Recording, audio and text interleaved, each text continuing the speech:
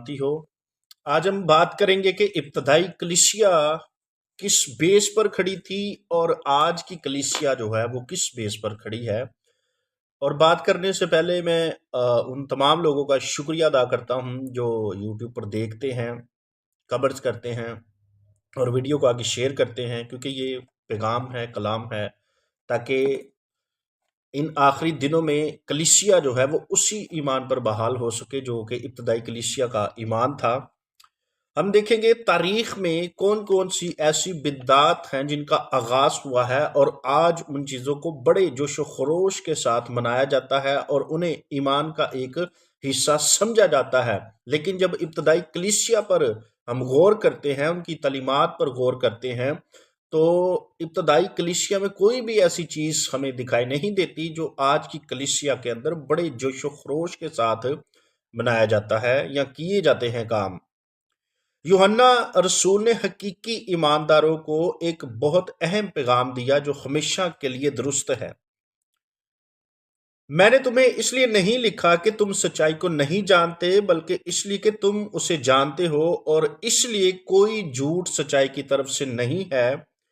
یوحنا کا پہلا خط اس کے دوسرے باب کی 21ویں آیت میں یہ بات لکھی ہوئی ہے، جن عقیدوں کا دعویٰ کیا جاتا ہے ان میں سے ایک بھی سچائی کے کلام کے ساتھ تعلق نہیں رکھتا، وہ تمام عقیدے مختلف ذرائع سے ابھرے ہیں۔ اب ہم ان سالوں کا حوالہ دیں گے جن میں بعض باتوں کو ایجاد کیا گیا اور وہ ابتدائی کلیسیا میں موجود نہ تھی۔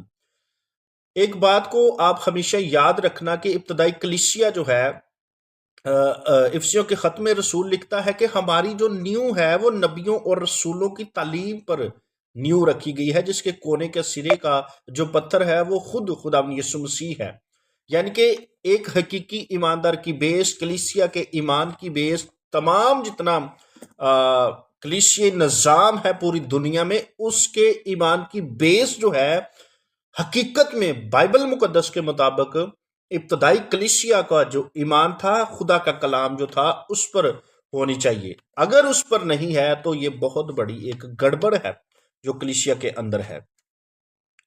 سب سے پہلے اب ان چیزوں کے بارے میں آپ کو بتاؤں گا کہ جن چیزوں کا تعلق ابتدائی کلیسیا کے ساتھ نہیں تھا، لیکن آج وہ بڑے عروج پر چیزیں ہیں اور جو شخص اس کو نہیں کرتا اس کو بدعتی قرار دیا جاتا ہے، حالانکہ حقیقت میں ابتدائی کلیسیا کوئی بھی ایسا کام نہیں کرتی تھی۔ تاریخی حوالے ہیں جن کو آج آپ سب کی نظر کرنے لگا ہوں۔ 310 میں کیا ہوتا ہے؟ 310 میں صلیب کا نشان جو ہے اس کو شروع کیا جاتا ہے اور یہ ابتدائی کلیسیا میں موجود نہیں تھا۔ 320 میں موم بتیوں کو متعارف کروایا گیا، یہ بھی ابتدائی کلیسیا میں موجود نہیں تھا۔ 375 میں فرشتوں اور مرے ہوئے مقدسوں کی عزت و تعظیم شروع ہوئی 375 میں، اور یہ بھی ابتدائی کلیسیا میں نہیں تھا، بلکہ اس کے برعکس ہمیں مکاشفہ کی کتاب میں حوالہ ملتا ہے جہاں پر یوحنا رسول فرشتے کو جھک کر سجدہ کرتے ہیں اور فرشتہ جو ہے وہ جواباً یہ کہتا ہے کہ تو مجھے سجدہ نہ کر کیونکہ میں بھی تیرا ہم خدمت بھائی ہوں۔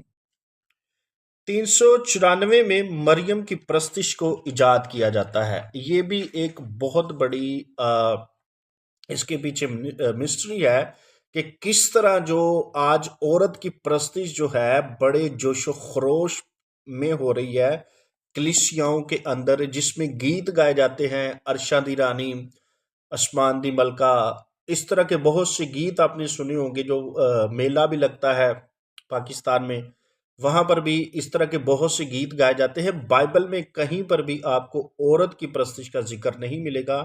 اگر ذکر ملے گا تو وہ اس جگہ پر ذکر ملے گا جہاں آسمان کی دیوی کو پوجا جاتا تھا۔ حزقیل کی کتاب میں لکھا ہوا ہے کہ تم نے آسمان کی ملکہ کے لیے تپاون تپائے، نظریں چڑھائی اس کو۔ اس وقت عورتیں جو تھی، مرد جو تھے، زندہ خدا کو چھوڑ کر ایک استراد دیوی جو تھی تاریخ میں بڑی مشہور ہوئی ہے، اس کی پرستش کرنا لوگ شروع ہو گئے تھے اور خدا کو انہوں نے چھوڑ دیا تھا۔ یہ وہی اسپرٹ ہے جو دوبارہ سے فارورڈ کی گئی ہے مسیحیت کے اندر۔ تو 394 میں عورت کی پرستش یعنی کہ مریم کی پرستش جو ہے اس کو متعارف کروایا گیا تھا۔ سن 500 میں کیا ہوتا ہے؟ سن 500 میں خادموں نے لوگوں سے مختلف لباس پہننا شروع کیا۔ 600 میں پوپ گریگری نے گرجوں کے اندر عبادت اور دعا کے لیے لاطینی زبان کے استعمال کو شروع کیا، ان میں سے ایک دعا مریم اور مرے ہوئے مقدسین کے لیے مخصوص ہے۔ سن 600 میں کیا ہوتا ہے کہ پوپ گریگری جو ہے وہ گرجوں کے اندر اس چیز کا آغاز کرتا ہے لاطینی زبان کا، حالانکہ بائبل کے مطابق اگر دیکھا جائے تو عبرانی زبان جو تھی اس کا استعمال ہونا چاہیے تھا، کیونکہ عبرانی بائبل جو ہے عبرانی کلچر میں لکھی گئی تھی، خدا یسوع مسیح بھی عبرانی زبان کا استعمال کرتے تھے۔ اور سن 650 میں کیا ہوتا ہے، مریم کی عید منائے جانے لگی۔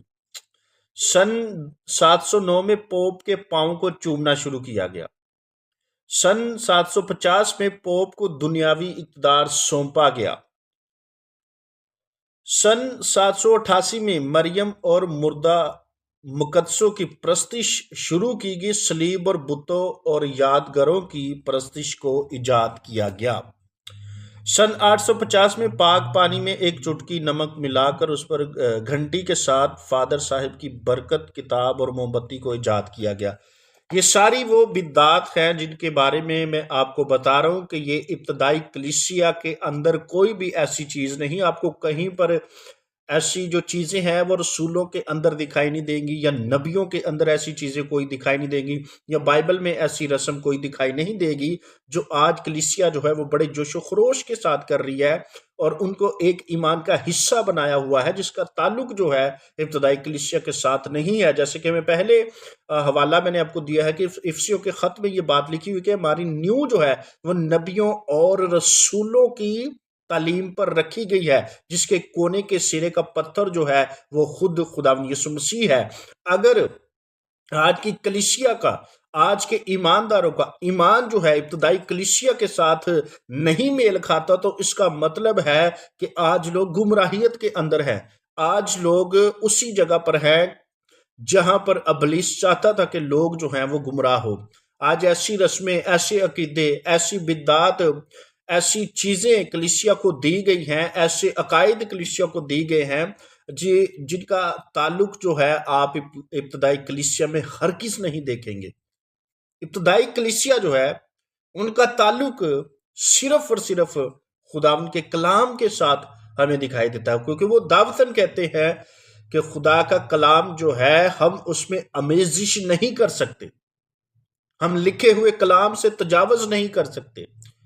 ایک نقطے کو وہ نہیں چھیڑتے تھے، ایک شوشے کو وہ نہیں چھیڑتے تھے، لیکن آج لوگ ابتدائی کلیسیا پر غور نہیں کرتے۔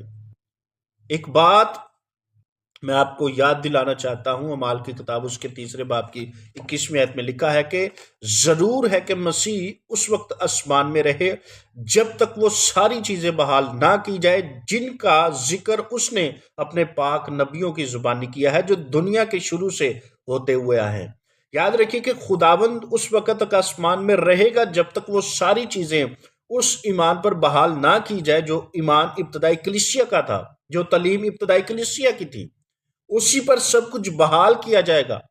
ببلیکلی چیزیں جو ہیں، ببلیکلی عقائد جو ہیں، ببلیکلی عیدیں جو ہیں، ان چیزوں پر ساری چیزیں پھر سے بحال کی جائیں گی۔ اس وقت مسیح جو ہے وہ آسمان میں رہے گا، اور آج وہی لوگ کلام پر دوبارہ مڑیں گے، واپس آئیں گے، جو مسیح کی بھیڑ میں سے ہیں، جو اس کی آواز کو سنتے ہیں، جو اس کی آواز کو پہچانتے ہیں، جو کلام کی سچائی تک پہنچنا چاہتے ہیں، کیونکہ کلام ہی ایسی سچائی ہے جس سے انسان واقف ہو کر خود کو آزاد کرتا ہے، کیونکہ خداوند نے کہا ہے کہ سچائی سے واقف ہو اور سچائی تم کو کیا کرے گی؟ آزاد کرے گی۔ اور وہ سچائی کیا ہے؟ خداوند کا کلام ہے۔ آپ کو ابتدائی کلیسیا پر غور کرنے کی ضرورت ہے، ان کی تعلیمات پر، ان کی رسموں پر کہ جو ابتدائی کلیسیا کرتی تھی۔ اور آج جو عقیدے ہیں، آج جو رسمیں ہیں، آج جو سسٹمیٹیکلی نظام، تنظیمی نظام ہے، مشنی نظام ہے، یہ سارا فیک ہے، اس کا تعلق آپ کو خدا کے کلام کے ساتھ نہیں ملے گا۔ اس لیے ضرور ہے کہ ایک ایماندار پوری دنیا میں جہاں کہیں بھی ہے اس کا تعلق ابتدائی کلیسیا کے ایمان کے ساتھ ہو۔ سو خدا آپ سب کے ساتھ ہو۔